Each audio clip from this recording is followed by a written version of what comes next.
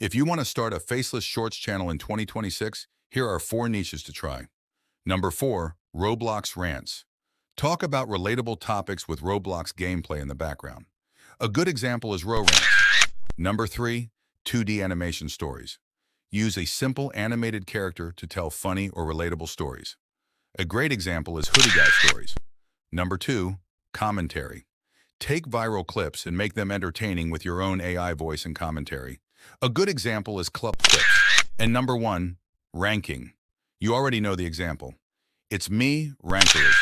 Rank funny clips, fails, gaming moments, or anything while keeping viewers watching for number 1.